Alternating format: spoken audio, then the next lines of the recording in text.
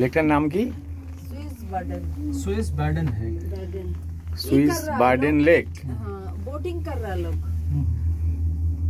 কেবল কার থেকে আমরা এই লেকের ছবি নিচ্ছি। स्विस बार्डन lake on the way to Mount Titlis।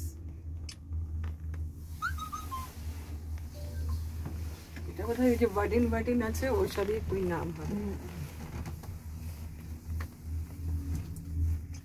হাঁটার রাস্তা আছে। On the way to Mount Titlis।